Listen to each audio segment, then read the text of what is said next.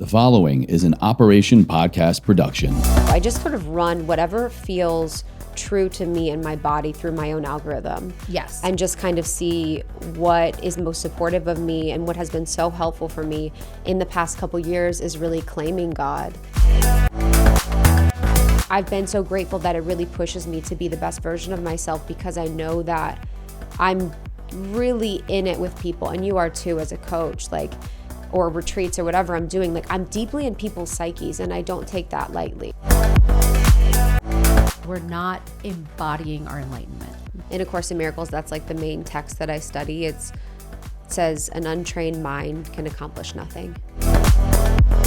Are you ready for a wild ride? I'm Alexis and I invite you to strap in, because this is more than a podcast. This is Look at Me Now. Hello, everybody. Welcome back to another episode of Look at Me Now. And God damn, I wish we were already rolling on so much of the conversation that I already got to have with this. We've already discussed that she's a child of God. She's sitting here. Her name is Krista Williams. I just did an Oprah thing because I'm so excited, where I sang her name. So I hope that we can see the book in this shot, because she is releasing now this incredible guide book called Almost 30. What else do I need to say? It's sort of all in the title already. But the subtitle of this is A Definitive Guide to a Life You Love for the Next Decade and Beyond. And where was this book when I was turning 30 is really the big question. But hello, Krista. Thank you so much for being here. I'm so excited to be here. To be introed as a child of God is just such a dream for me, because whenever God's in the room, it just feels so good. Everything that I do has to include that now, but I'm just so honored to be with your audience. I know they trust you and they love you and they look up to you. So to have a moment to be with them just feels really, I feel really grateful for it. Ugh, God, I love that. And I love that you appreciate that that's your introduction rather than all of the external measures of she's a coach and she, all of the things that we could list. And those things are important. It's not to dismiss them, right? But it's sort of to go, priority wise on the hierarchy of purpose, and what's most important is I'm a child of God. Yeah, the biggest facts. I feel like when people read my bio normally, I just get so uncomfortable, because it's just, I don't like labels. I don't like anyone to put me in any type of box. So whenever I feel something, I'm like, oh, that was old me. This is new me. You can't catch me now. And I just feel like we're so far beyond that at this point, the bios and the numbers and all of that. And I think it's more so the frequency and sort of the energy that's really reaching people. So my hope is always to have that. And when I can have God in the room, whether it's through prayer, whether it's through just the way that I speak, that's always my dream. And it doesn't have to be preachy. It doesn't have to be pushy. It just means that I'm bringing a vibration of goodness that I hope can resonate with people. It already resonates. Raise your hand out there. Even if you're driving, take one hand off the wheel and raise your hand. Honestly, it's take them off the wheel and just say amen. I was doing this workshop the other day with a bunch of women, and I've been watching. I want to be a really good speaker. So that's one of my goals in life, is just to be an amazing orator, an amazing speaker on stage in front of people. So I study speakers. I study great speakers all the time. And some of the speakers that I study are wellness practitioners, spiritual leaders. Some are pastors, because pastors just have a really great way of moving the room. Very evangelical, yeah. Very, they can really move the room. And so sometimes the pastors will be like, can I get an amen? And I was on my call with my girls. I was like, can I get an amen? They were like, yeah, amen. I was like, okay. Amen. Pastor Hallelujah. Season is on. Praise be. Praise be. And peace be with you. Yeah, honestly. All of the above. Honestly. Did you grow up religious, or what was your journey? I did. I grew up in a really interesting household, actually, because both of my parents were Jewish, and I was raised in Judaism. I was even bat mitzvahed. But we always celebrated Christmas and Easter and a lot of those Christian holidays. Reason being, my grandmother, my mother's mother, she was the victim of a lot of hate because she was Jewish. And as a result of the abuse, she ended up making a decision that she was only going to tell people that she was Italian Catholic moving forward. and she created a completely different identity to avoid the anti-Semitism.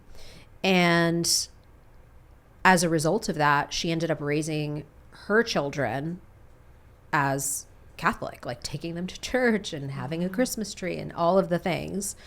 So my mother really adopted those traditions and some of those, you know, religious rituals and beliefs. But my dad was very devout in his Judaism. I mean, devout, not like, you know what I'm saying. But there's quite a range there. Yeah, there is a range. Not devout, like he doesn't go around wearing a yarmulke or anything. Yeah. But so we grew up having both. And I am married now to a Catholic man. I'm a Jew who married an Egyptian Catholic. Wow. Which is hilarious if you know anything about Passover. But, you know, like, and oddly enough, by the way, this is a hilarious story. My husband met my parents for the first time at Passover dinner. So it was like you read from what's called the Haggadah, and it basically tells the story of how the Jews escaped enslavement from the Egyptians. So my Egyptian, you know, heritage boyfriend is sitting at the table reading from the book of how his people enslaved us and we had to escape. And he's like, "Hi, nice to meet you." It was like an episode of Curb Your Enthusiasm. It's like fortune telling. Hilarious. Anyway, now I'm much more of I know this sounds cliche, but I'm owning it. Cliches are real for a reason. Yeah, like, I'm much more spiritual than I am religious. I've definitely departed. So like my children are, you know, exposed to all the blessings, and I realize that at some point in life, we really get to have agency and make our own decisions about what serves us. And we will gravitate towards what our hopefully our internal values are most aligned to. So I'm more spiritual than religious. Yeah, I think I relate to that too. I just sort of run whatever feels true to me and my body through my own algorithm. Yes. And just kind of see what is most supportive of me. And what has been so helpful for me in the past couple years is really claiming God. Because I grew up very Catholic in a small town in Ohio. And in Ohio, it's very conservative Catholic, you know, and it didn't feel very alive. I didn't love how I felt in the church at that time. And so I sort of felt disconnected from God. God was achieved through a hierarchy. God was damning. God was mad at you. God was sort of portrayed as all of these things. And that was sort of my structure of Catholicism. Someone else might have had a different experience that included something else, but that was mine. And so I didn't really have like a claim to God for so long, even though we had a spirituality podcast, we had a spirituality community. And it was really like 5 years ago, I would say, that I worked with a coach for a few years that really brought God back into my life. And it almost feels like an act of rebellion to say God rather than saying universe, rather than saying source, because it feels like there was a fear for me around saying the word that I think got hijacked from me. And when I was able to redevelop my relationship with it and claim it, it's just been so empowering for me to have a foundation that is solid and a foundation that is true and a foundation that really guides me for so much of my life. Whereas before I was kind of just, you know, blowing in the spiritual wind. Like I was like, what's up with these crystals? What's up with these decks? Like, what's up with this healer and all these things? I was doing all of the things and I wasn't happy. I wasn't grounded. I wasn't sure in myself and I wasn't confident in my path no matter what. And having one sort of North Star is just such a beautiful experience. I'm so impressed by that perspective because I share it with you. And there are so many people who don't look at their relationship with God or source or universe or the divine, whatever they call it, right? That collective unconscious. They don't look at that relationship as one that perhaps they've subordinated themselves to, as one that they've given a power of authority to, that when we grow up, we have layers and layers and layers of these sort of authoritarian relationships, right? To first our parents and then our teachers and our preachers, all the way up to, you know, to like law enforcement, government, all the way up to God. And we shape ourselves literally, physically, emotionally, mentally. We shape ourselves shape shift over and over and over again to fit into the confines of what the expectations are of each of those layers of authority. And I think that it's really beautiful when we are able to get to a place of self-agency, right? And self-advocacy to say that there is no power greater than me, and God, you know, sort of like that eat, pray, love thing of like God dwells within me as me, right? And that for me, like God, soul, like that acronym of soul is like source of unconditional love. Like the representation of God is unconditional love, by whatever name you call it. And so I think it's just really beautiful that you hold that perspective, because it takes a certain amount of reclamation over the meaning that has been applied to what is God, who is God, how does God operate, how are you supposed to show up in God's world? Yeah, I think a texture of me personally has been existential since I was like 6. Like I've been pondering, what are we doing here? Why are we here? Since such a young age. I remember being in high school, just driving to high school, listening to like emo music, being like, what's the point of this whole thing? You know, just I've been thinking in a deep feeler my whole life, and it hasn't been fun to feel like that. It hasn't been fun to think that way. It's not enjoyable to ponder and wonder big questions, especially when you're in small areas. But I think from that young age, and even having parents that really struggled with their mental health, I didn't trust authority from a young age. So I didn't really trust the teachers. I didn't really trust my parents.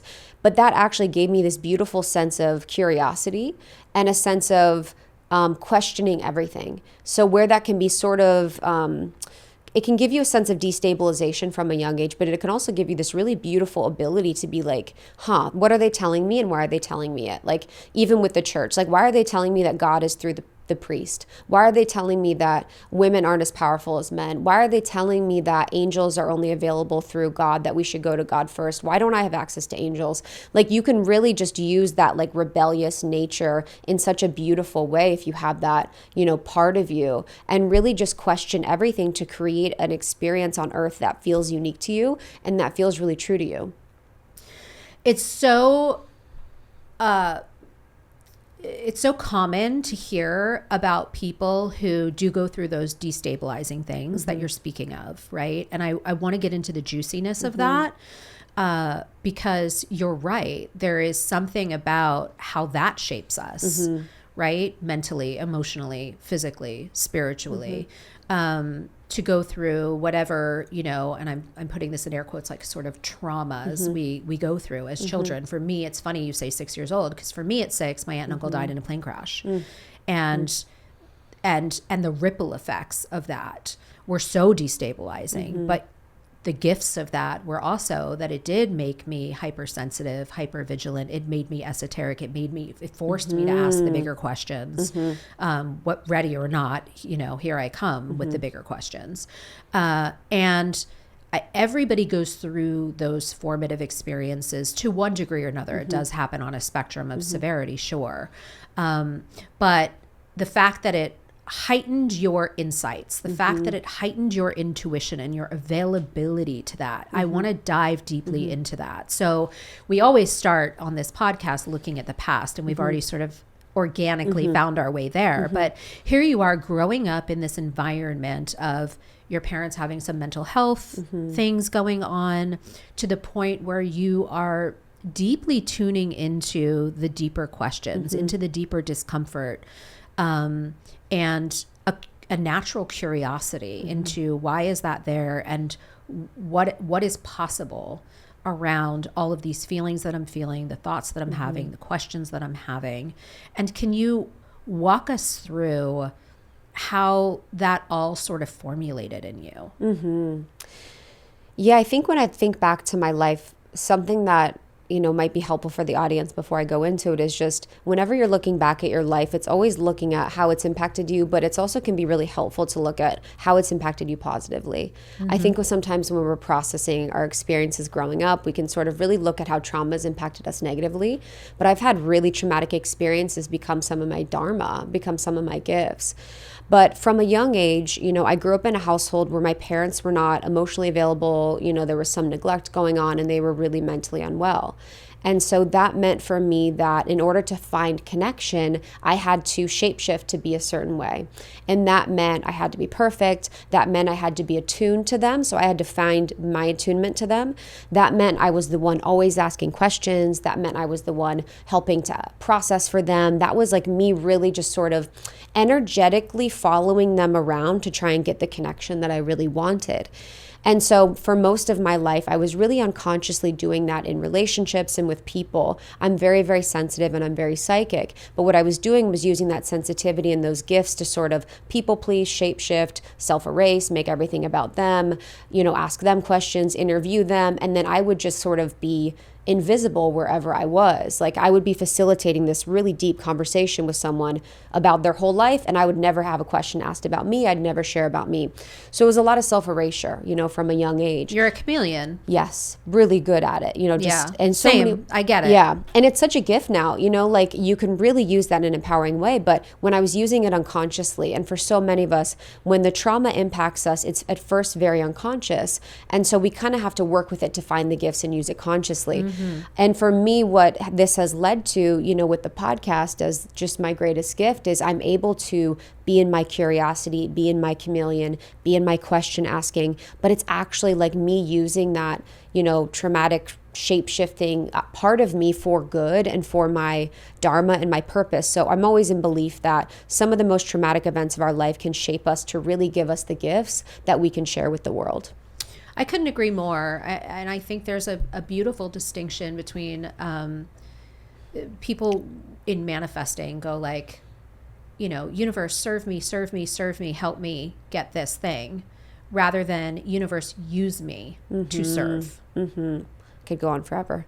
God is not your genie. Yeah. God is not your genie. Yeah. He's going to give you what you need and not what you want. Yeah. And the way also that beautifully dovetails into and braids into what you're talking about is that so often we have a very one-sided view of our experiences, right? Our consciousness wants to grab on to the story that serves our existing belief systems, that serves what's familiar to us, that serves the story that we're clinging to about ourselves, about our identity, about what's true or not true.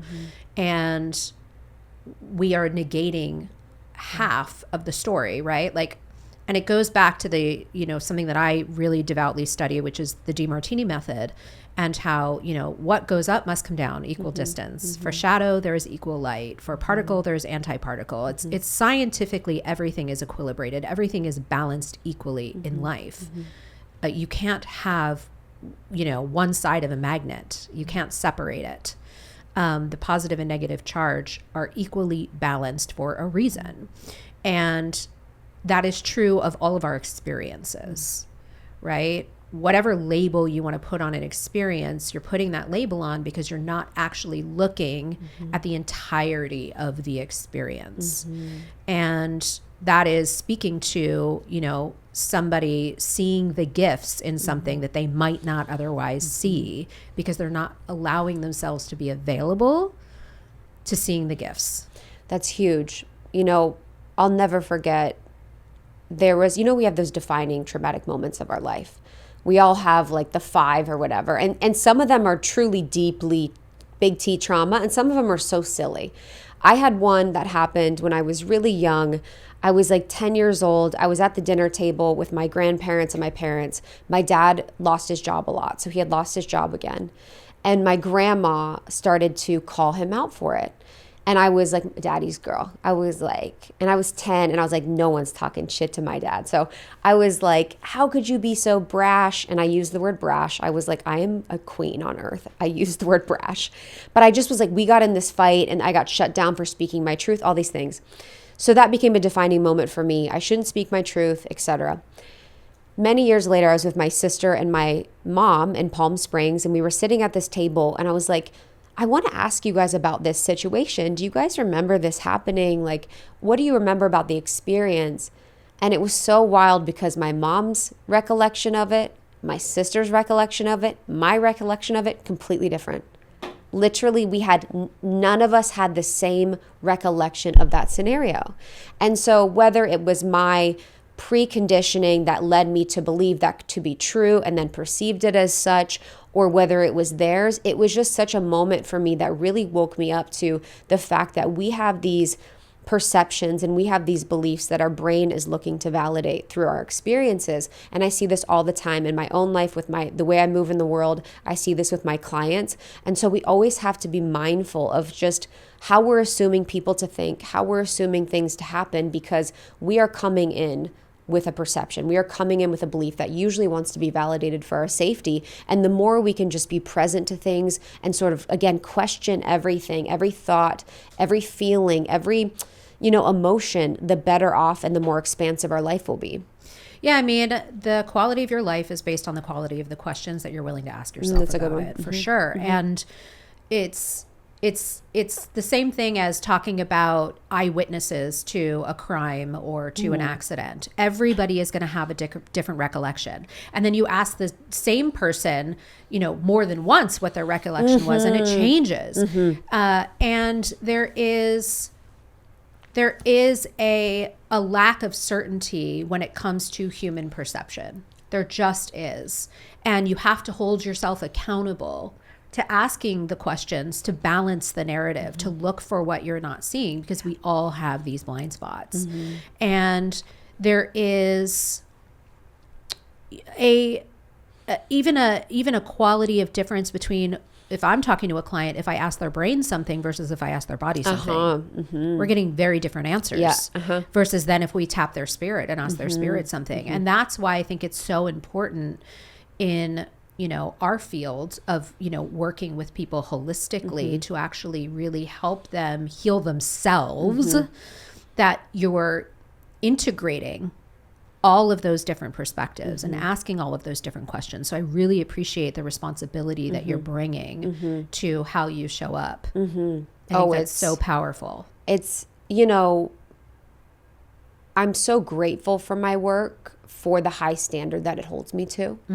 And I'll never forget, I went through a divorce 2 years ago, and I remember we had a fight, and I just remember being like, if people knew that Krista Williams, and I wasn't saying my name like Oprah or Beyonce, but I was just saying there are people. But you can. Yeah, there are people that look up to me or value my opinion or whatever. But if people knew that Krista Williams was in this type of relationship and that she was communicating with her partner this way, like, I would be so embarrassed and they wouldn't believe it. And it's been something that I've been so grateful that it really pushes me to be the best version of myself, because I know that I'm really in it with people, and you are too as a coach, or retreats or whatever I'm doing. I'm deeply in people's psyches, and I don't take that lightly. I really, it makes me emotional to think about, because that access I get to the parts of them, their fears, their anxieties, their relationships, their beliefs, their inner knowing is so tender and so deep. And so you have to really do your best to be as integrity as possible. And I think the one tool that's really helped me to do that has been internal family systems. That's the practice and technique that I really, I was certified in, and that's what I really do with my clients. And I think internal family systems, just for anyone listening, is a psychotherapy technique founded by Dick Schwartz. And he found it through working with eating disorder patients. And eating disorder patients, he was noticing a pattern where they would have one part of them that would deeply want to be well, that would want to have a good relationship with food in their body. But then there was another part of them that would sabotage them with binging, that would be controlling, that would keep them on the diet hamster wheel. And so he was noticing these two separate experiences. And he was noticing that both of these experiences were essentially coping mechanisms. Absolutely. And so these coping mechanisms were not the true self. Our souls are not using coping mechanisms. Our soul knows all as well. And so through his work, basically he discovered internal family systems, which helps you to sort of pick apart these experiences and sort of make them personify them, which our brain can really process them when it's personified. So doing that has helped me recognize my parts, so I can be really truthful about my parts with my clients when I'm in self and when I'm really, really being in integrity. So I think that's been the biggest thing that's helped me. I mean, it is internal family systems, parts work is the best. It's phenomenal. And, you know, any way that you are able to speak to a client to get them to really see in themselves how whole they are, how powerful they are, how much agency they have, when you're able to get them to have the insight and the awareness over the fact that this is their ecosystem and they get to navigate that in a way that serves them if they choose it. There's nothing else, however you get there. And I think it's so great that you're speaking to giving them autonomy while you're holding the safe space, right? Like, I can't tell you how many times I have been in proximity with or have worked with or subordinated myself to coaches or thought leaders or gurus that somehow knew better than me about my situation, that used my vulnerability against me, that, you know, weren't careful with my psyche. Wow. You know, and it honestly, those experiences for me have become such a deeply integrated part of my mission, and of making sure that people know that they're the expert. Nobody else holds their power. Nobody else ever could, even if they wanted to, right? I mean, we may choose to like give pieces of ourselves away, but in the end, nobody else holds the reins. And to see people that are doing this light work, if you will, and doing it with such care and doing it with such integrity, I think is so crucial. And especially, you know, as I'm looking over here at this tender age of almost 30 that this book is speaking to. I mean, that is a really pivotal time of self-identification. That is a really, I mean, God, I wish I had, you know, a book like this when I was at that age, because you're in your Saturn return, you know, coming out of, and there is a crucial window, and I'm going to say, especially for women, Yes. of that morphology that's happening during that time.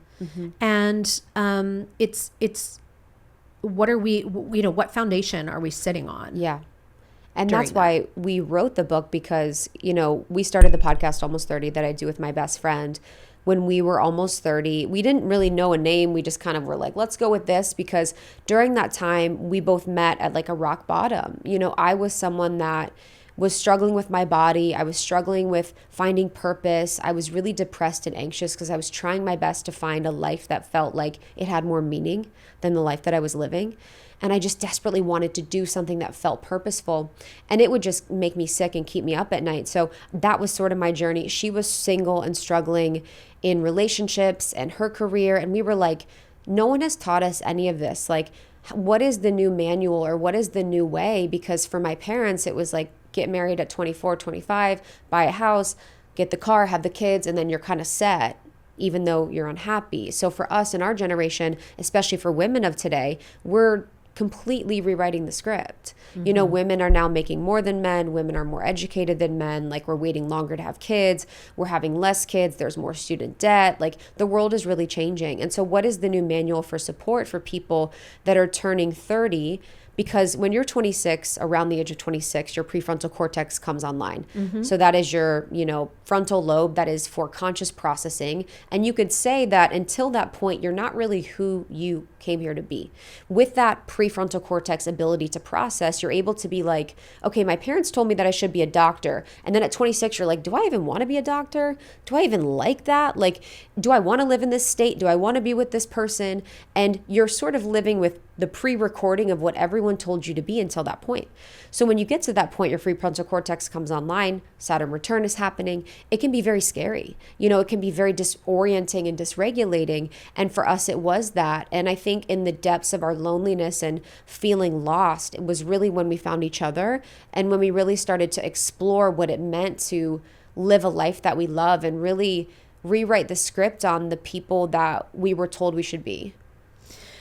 I mean, it's so exciting to hear somebody else geek out on neuroscience. I mean, hello. Prefrontal cortex being that executive center, Yes. that bringing in that prefrontal cortex is part of how we do what we were talking about before, which is that's how you see the gifts, right? So I think that's an important part of the conversation. But also, the fact that you two found each other is so clutch. So clutch. It's so clutch. It was everything. It's so clutch because I think also a really big part of what's going on right now with the epidemic of loneliness and isolation with screens and everything. I mean, there's just so much to be said about that. We could spin off into a whole other podcast. Right. Your best friend. Right. So, right. Your best friend. People are marrying their digibots or whatever. I mean, it's happening. Yeah. But I think that there is something to that human connection of finding somebody who sees you, who supports you, who you feel safe to really express with and to explore with and to be curious with, that is not going to judge you. I think there is something about that is very precious. Yeah. And it's very sacred, and it is something to be really grateful for, and not everybody has. Yeah, I completely agree. And I'll never forget, I was walking across my living room floor. I lived at this dumpy 1-bedroom in Venice with my ex, and it was like this crappy wood floor. I had boho decoration everywhere, and I was just walking across the floor, and my soul was like, she's the missing puzzle piece. And I just was like, wow, like it was like a clock in, locked in of a soul mission that we were here to do together. And I do feel like maybe not everyone will have that experience of having someone like that, but she's been the most healing relationship of my life, and I've been married. She's been the greatest teacher. She's been such an advocate for me, and I've been such an advocate for her. And I think what's made our relationship so special is that we've had this ability to use our relationship as the playground for building templates for other relationships in our life. So as an example, you know, I was married, and she actually really helped to show me how unaligned my marriage was. And I know that sounds kind of like gross, like it's not like, at all. I'm here for it. You know, like, but I was like, oh, I feel safe with her. I can tell her my secrets. I can share anything with her. And I wasn't doing that with my husband. And I was like, there's something off here. I feel safer with her. I trust her more than I trust my husband. Like, what is going on? And I just... You're like, if only I wanted to sleep with her. I know, honestly. There was a point earlier on where I was like, do I like her? And I was like, no, I think that's an old life of us together. Yeah. But I do remember a moment where I was like, do I like her? Because I loved her so much that I was like, do I like her? Yeah. But no, but she's just been so helpful. So for women, I think I struggled in female friendships. I know we all kind of have our journeys and moments with female friendships, but to have one female friendship that can serve as the template for others is just such a gift. So I think for any woman, it's just modeling healthy relationship. Yes. She totally modeled what healthy, secure attachment looks like. And I'd never had that. I didn't know. I remember it's And so good for you for allowing it. Oh, Because it took me, we've been best friends for 10 years. I'd say it took me 4 years. I remember at 3 years, 4 years, she'd be like, why don't you trust me? She would literally say that to me. She'd be like, why don't you trust me? Like it makes me emotional to think about.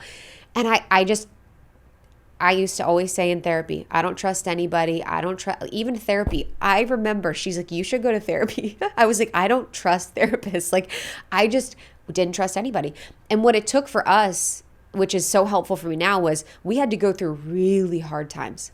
We were best friends, we're business partners, we're public figures, we're building our dreams together, we have finances together, we have a team together, we have, everything was together, and we fucking struggled in 2020. And I just remember this moment where I fucked up so bad. I messed up so bad. And it was obvious, she was going to find out anyway. And I called her and I was like, I fucked up. And I told her what I did, and she's like, cool, what are we going to do? Literally didn't miss a beat, was like, cool, what are we going to do? What do you need me to do? And I was like, damn, like I felt so shameful and guilty. And to be met with that, like true ride or die, like even if everyone else is pissed and everyone else is mad at us and everyone else turns against us, like, I got you and I'm with you, was just like that moment for me where I was like, cool, I can trust someone. And from that point, our trust together has shown me what it feels like to trust women. And now I can trust women in a way that just feels so empowering. Hey fam, it's me, Alexis. Quick pause to shout out something that's not just a sponsor. It's my creation, Soul Sway Practice. This is the evolution of fitness. Think of it like microdosing your own neurochemicals, dopamine, serotonin, all the good stuff. No substances required. Soul Sway takes what's dulled and deadened and brings it back to life. It's multi-dimensional self-care, movement, mindfulness, meditation that lets you actually hear yourself again, because our lives are loud, compartmentalized, draining. This is your time to come back online, set to curated and kick-ass soundtracks and cinematic backdrops that help remove the outside noise to tune into what matters most, you. This is your time, your practice, your life. Let's make it yours. With subscription-based classes, on demand, or courses, design your practice to not only fit, but enhance your life. Go to soulswaypractice.com and use code LAMN50 for 50% off your first month or year. You're welcome.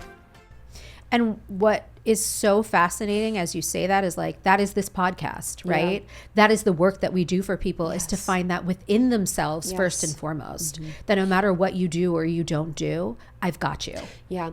I think that's such a powerful piece. And I'd love to hear more of your thoughts on that too, because I think, you know, and I'm curious of how this lands. I think sometimes when we talk about trusting yourself or like loving yourself, for me, for so long, I was like, what are you talking about? I would be like, what are you talking about? Or I'd be like, okay, I love myself because I'm thin and I'm making money and everyone likes me and I'm being good. Like, I had my outward perception of what loving myself was. If I was doing enough, if I was looked a certain way, if I was a certain way, I would love myself. And I think I've really had to deeply understand that the loving myself actually begins at all the other things that I don't want to love myself for. When I mess up, when I'm judging someone, when I'm cruel, when I lie, when I'm like just not in the way that I want to love myself, that's when I really have understood how to love myself. So when you say that to people, like trusting yourself, how do you help them understand that or like apply that to themselves if they don't yet understand that felt sense? Yeah, I think that first of all, it's about acknowledging, going back to the concept of you can't have up without down. You can't have light without shadow. It's not possible. Stop trying to get rid of half of life. It's not going to work. Stop trying to get rid of half of yourself. It's not going to work. You know, like it is a, I mean, I don't really even know how else to say it other than it's ridiculous to even think that it's possible that you're not going to have negative thoughts, that you're not going to, you know, like you could be, there are times that we are generous and then there are times that we are selfish, equally so. There are times that we feel beautiful and there are times that we feel disgusting. There are times that we gain weight. There are times that we lose weight, right? Like, there are times that we're kind and there's times that we're not kind. Like, it's going to be equal always. There is no escaping it. So number one, let's just accept. It's like one of the things that in the DeMartini method that he says all the time is challenges are on the way. They're not in the way. So let's expect them. Let's know that these things are going to happen. Challenges are going to happen. As much as you're going to be rewarded, you're going to be challenged. So let's first of all be in acceptance about that. And once we accept that that is the math that we're doing here, that is just basic math, let's not judge it. It's just math. And once we can get to that place, then we can understand that each of those actions, each of those thoughts, each of those feelings, each of those behaviors are double-sided. They're not one-sided. So it's really about getting to a place where you go, okay, I am feeling X, Y, and Z about myself. And then we go into the quality of our questions about ourselves and what we are allowing ourselves to believe about what's true or not true. Yeah, I think the quality of the questions is such a good one. Even if we just take that phrase outside of this context where it's like, I think about that and as it relates to relationships. You know, in relationship, I think people want deep, intimate relationship. They want to be connected to people. The loneliness epidemic is happening. And what I've found that creates the deepest connection in relationship is asking interesting questions. Like that is my gift, is to ask questions. And if you turn that inward, if you do it in the mirror, right, in relationship to yourself, what are you not allowing yourself to see when you're sitting in the self-judgment, when you're sitting in the self-doubt, when you're not trusting?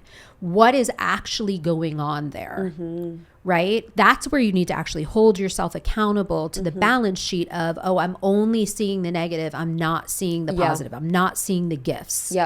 I'm not seeing the potential and what's possible here because I've so locked myself into the other side of the story, whatever I'm making it mean.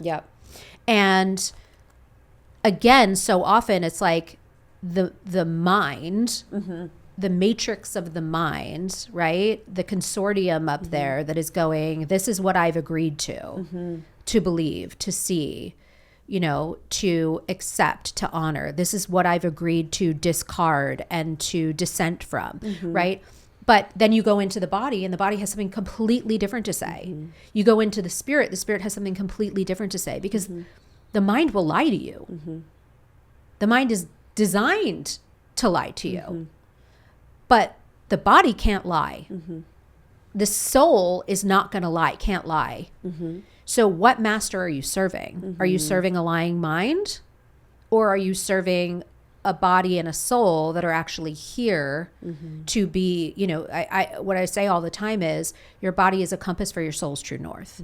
Your body is just a feedback system to tell you whether or not you are in and out of alignment with your soul's purpose. Your soul and your body partnered in this life to give you an embodied experience of living your purpose. And are you using your mind to serve that, or are you using your mind to dissent those two things from each other, right? And I always say the soul, that source of unconditional love, is just energy. Energy is neither created nor destroyed. It just changes form. It is infinite. It is certain. It is connected to all things all the time. Your body is finite. It's the opposite, right? If the soul is infinite, your body is finite. And the finite nature of the body, which is like an animal looking for predator or prey, it's always assessing threat. It lives in uncertainty. It has to, in order to survive, the fact that it has limits. It has limits in the space that it takes up.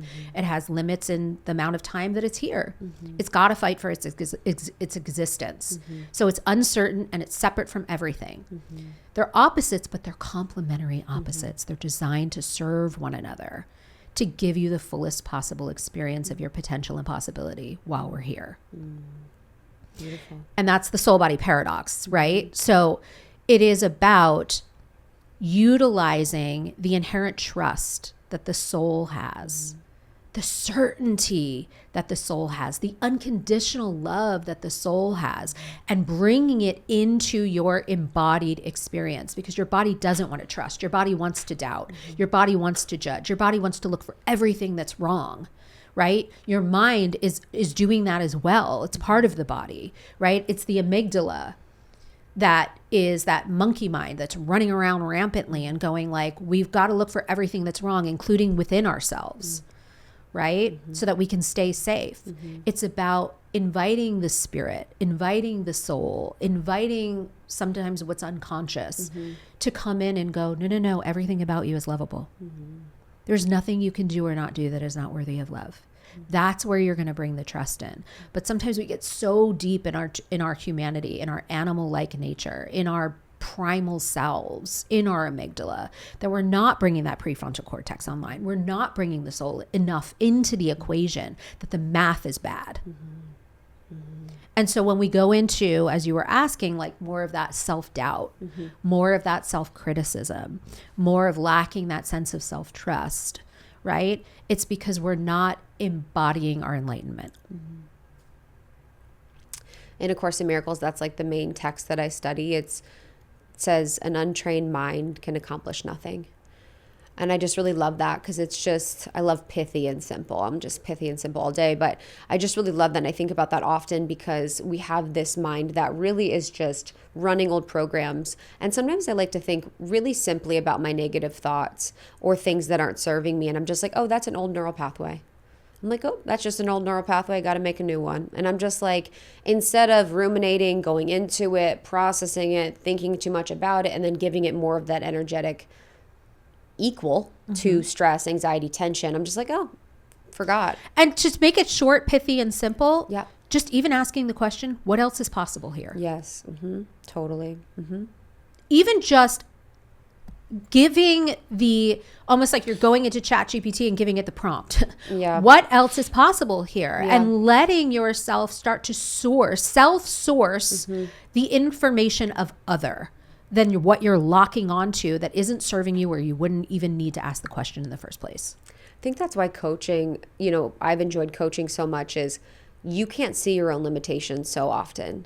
I had a lot, I still have some, I work with coaches and teachers a lot still, and it never ceases to amaze me when I come up against another limit where I'm like, whoa, like the other day I was working with my teacher and I don't know why, but I had this belief that God wanted me to live on a farm and God wants me to live simply and God wants me to like just have kids and just go off the grid and whatever. And I'm like, I was like kind of saying that. I'm like, I think, and it's just like, whoa, that's a lot of limitations. That's a lot of judgment. And I didn't even see that. I didn't even see that as, and now I know that what I desire, God desires for me. And what is meant for me will happen. And that I can desire bigness and I can desire greatness and God's going to fulfill that or not. But that's not really my bag. My bag is to tell God my desire and to live in that desire and my truth. But there are just so many limitations that we live in that we're just so unconscious of. And I think when people can have friends or relationships or coaches or people that can support them and sort of breaking out of them, man, what happens in your life and what becomes possible is just like, there are no limits. There are no limits until we put them on. And I think particularly with women and the patriarchy and misogyny and all of that, so much of that is like internalized that not only does the world impart those limits, but we self-impart those limits. And so often they are unconscious because they're just woven into the fabric of our culture and into the fabric of how we shape ourselves. I can't tell you, just from an embodiment perspective, how many women hold an apology in their shoulders, how many women hold shame in their hips. I mean, it is in their bellies. It's everywhere. Yeah. Right. In their throats, it's you could see it in a body. Like the second it walks in a room, for me, I see it. And it is something that literally takes a lot of time to uncoil and to unstick and to unwind and to free up. And if we're just even unconsciously walking around like that in our bodies, like how we do one thing is how we do everything. Where else is that showing up? How else is that showing up? And I know for you, like offline, we sort of mentioned this idea of how our body stories play such a big part in the quality of our lives. Yeah, I think especially for women, most of the women that I've worked with, whether they've been billionaires or they've been, at any level of success or, all of them I know have struggled at one point with their body, have had some type of conversation about their body, have wanted to change their body in some way, have felt some sort of discomfort or lack of safety in their body, have felt some sort of judgment in their body. And for me, that was so much of my journey. I had another moment when I was in my mid-20s around my Saturn return where I was thinking to myself, after running through the Tetris game of food and calories and steps and my workout and how much I weighed and how much I should weigh and how many calories I ate that day and how many I should have had and what I was going to eat for dinner and all of that. I was like, I think I'm going to die like this. I think I'm going to die having spent most of my mental capacity calculating and rejiggering my calories, macros, weight, etc. And it was almost a moment of surrender. I was like, wow, this is just going to be my journey. Maybe next lifetime I'll love my body. Maybe next lifetime I'll be free, because it really was a prison.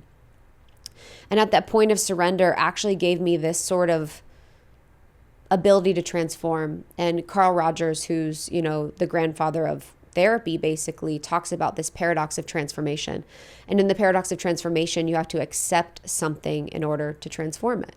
And so my full acceptance and surrender was left to my ability to transform it. And that happened through therapy, that happened through teachers. And, you know, I worked on it for sure. But it really was something that once I was able to get and find peace with my body and find a home in my body and see my body as a vessel for divinity, so much of my life opened up. You know, I became more feminine. I became more free. I became more successful.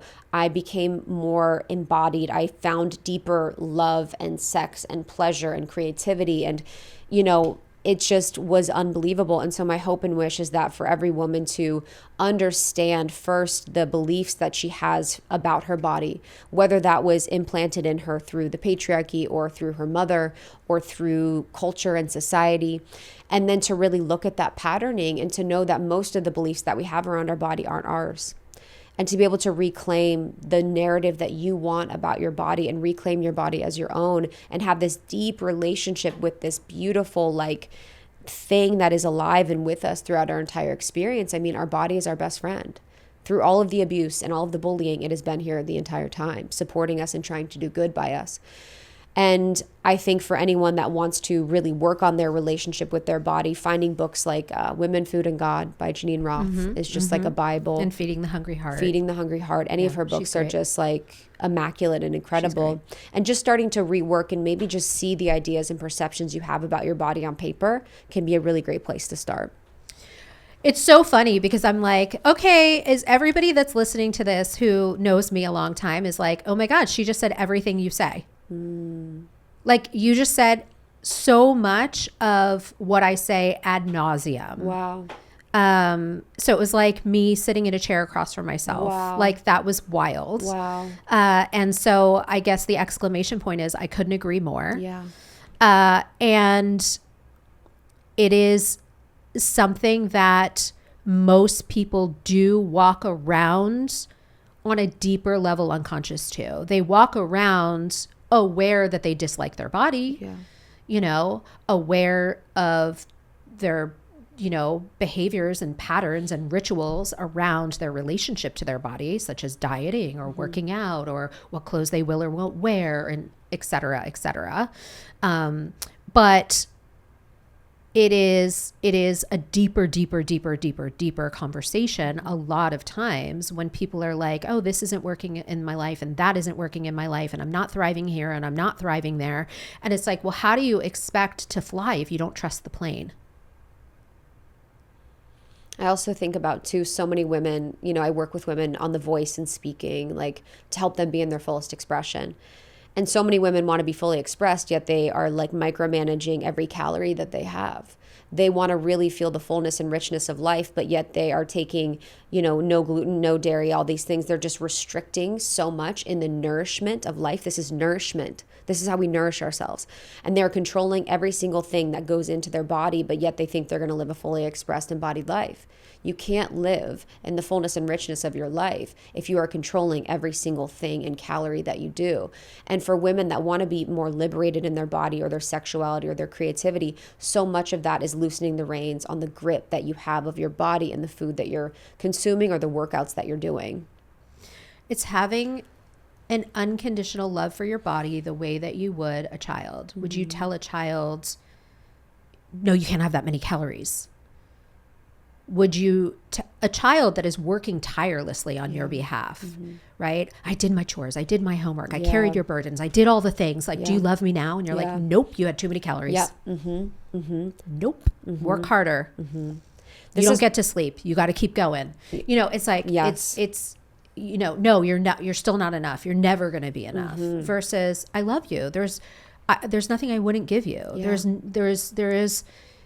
There is nothing that would ever make you unworthy of my love, ever. Right? Like I would never shame the shape of my child's body.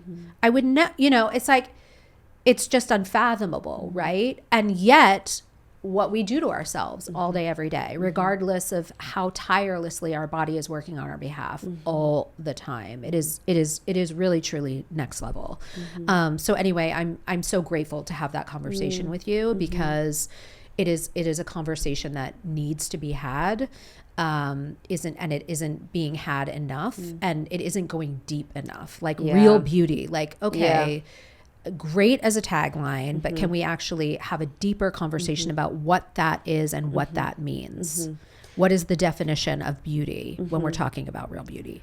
I did a Q&A on my stories the other day, and someone asked, they're like, what's your skin routine? And don't say God. Because I always say, I'm like, so much of, I've transformed since my divorce, like being in a toxic environment. And I'd say toxic on both of us. There's two parties involved there. Being in a toxic environment, hiding, doing all that stuff for years just really changed the shape of me energetically, physically, mentally, emotionally, spiritually. And coming out of that, I've just transformed. And so much of that, I'm like, it's God. Like there's so much, when I meet people that are truly beautiful, there's a light that they bring and carry and embody. And I was with my best friend, my co-host, Lindsay, and we were at some interview, and we had 2 interviews that day. And both of the interviews, probably the lighting for sure, and probably our self-tanner, but, in both of them, they were like, you guys are glowing. And, I left and I was like, isn't that interesting that she said that? And she's like, it's because we have souls. And it truly is. The more soulful I've been. Well, in my belief system, the soul is made of light. Oh, yeah, 100%. 100%. That's the energetic and that's the form. real beauty, is when you are the more the soul is in the body, the more beautiful you are. And that's going to change how you're emitting frequency, how you're experienced, how you're expressed, how your cells are functioning from a level of beauty. But yeah, it's I think especially living in LA, what I'll say just last about beauty is there is a little bit of it that I've felt a little bit imprisoned by being here, because I'll catch myself sort of plugged into the consciousness of beauty here. And it can be such a prison, where it's like, you feel like you have to catch and live up to the standard that is very specific in the time frame and the way it looks and all of these things. And so a lot of my work here is really sort of finding ways that I can unplug from that, and I can remind myself of the truth, and I can appreciate the way that I look and who I am. But it's like kind of coming out of this perception here in LA that I have to be beautiful in this specific way to be accepted, loved, and celebrated. I don't think there's anybody listening to this that can't relate to that. And, on one level or another, they conform to it or they don't. I think it's a really big conversation and worthy of a whole other podcast. But what I will say in short to that is the work is always taking the U-turn, which is actually the name of the book that I'm writing right now. But U-turn, like Y-O-U, turning back around, come home to yourself, and just coming back into that. No matter what I've done or I've not done, I'm worthy of love. That my value is immeasurable, regardless of what I look like. And if I choose to care for myself, to adorn myself, to do whatever I do for myself, as long as I'm in integrity with myself while doing it, as long as I'm able to love myself unconditionally through the process of doing it, even though that might take a little work, I'm A-okay. I'm A-okay. So we've sort of circuitously, I didn't do it as directly in this episode, but we've looked at the past, we've looked at the present. When you cast your gaze in the future, on the horizon line, what do you see? I feel like many people right now are going through such a period of transformation and transition. I would say that for most of my community of women, they feel like the old isn't working and they're not really sure what's in front of them. I feel like collectively as a society and culture, there's so much change happening with AI, with the economy, with the world, that we're really at this collective precipice of the unknown. And I feel like that in my own way. I've been doing Almost 30 with Lindsay for 10 years. We just wrote our book. And this book is just like such a cherry on top and a homecoming. And I was asking God, a month or so before the book came out, I was like, God, what's next for me? Because I really feel a call to serve more deeply and serve in a bigger way. And God was like, right now I need you to walk through this door. And that's the door of the book. And after that door, I'll show you what's next. And so my work right now is to really be as present as possible with where I'm at and just listen to the call, because I know God's going to show me the next step, but God might not show me the staircase. And so I'm really just trying to be here now with what is, and even celebrating this process, because you know, so many people, and I'll speak for myself, like me many years ago, not many, but years ago would be like, okay, the book, we have to be New York Times bestseller. We have to be, 10,000 copies sold pre-order. I'd be like killing myself, not enjoying the process, not present, not being grateful, not seeing what's in front of me. And the biggest celebration for this whole entire process is not just writing a book, that's amazing, but truly enjoying it. I was in New York with Lindsay 2 weeks ago, had the best time, enjoyed it. Like that's winning. Like literally getting New York Times, dope. But if you're not enjoying the process, you're killing yourself. You're mad at yourself the whole way. You're mad at your friends, your spouse, your partner, and you're pissed and you can't sleep at night. I will take not hitting the list and enjoying lunch with my best friend on podcast launch day or on the book release day over it at any time. And so I'm really just trying to be present and enjoy the process. The word that was kept flashing in my mind like a bodega sign was presence. Yes. Presence. Yes. It is the center point of embodiment. It's where we always want to arrive at. Yes. Home in our skins, with our bodies being our favorite place to be. So that we can actually enjoy the process of our bodies being here to live our purpose, to have an embodied experience of this life, moment to moment to moment, and the juiciness that's available to us in that moment, because we're not promised the next. So exquisite. Thank you, babe. So I'm going to ask you the last question that we ask everybody on this podcast. Okay, I'm ready.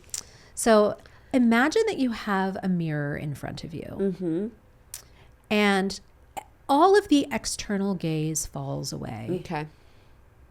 It is just you and you, and all the yous that you have been up until this point. The you that was at home with mental illness, the you that was available to yourself when you were going through everything that you went through, all the messiness as it led up to it becoming your message. Right? Through the divorce, through all the things, through writing the book, through starting the podcast, through learning to trust others and learning to trust yourself.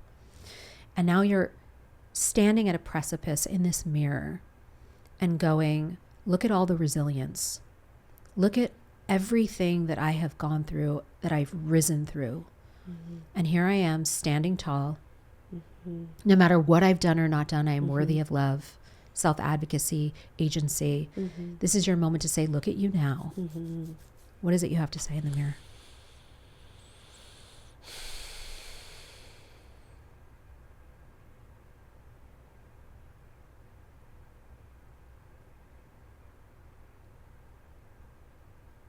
It's just so simple. It's just like, I love you. I'm so proud of you. Like I've never not met what has come my way. Like I've never shied away, ever. Ever. And I'm just so proud of myself. Maybe it took me longer than it should have, or maybe I delayed it, maybe I ignored it, but I've met everything that has come my way in some way or another. And I just feel so deserving of the love that I give myself, because I feel like I've really sculpted and cultivated that, deep relationship. So I love you. I'm so proud of you. Truly. That's so beautiful. Yeah. That's so beautiful. And, I might just add in there that there is no clock ticking. There is no measuring tape on the time and the space and the, quantum relationship that you have of when things have revealed themselves to you.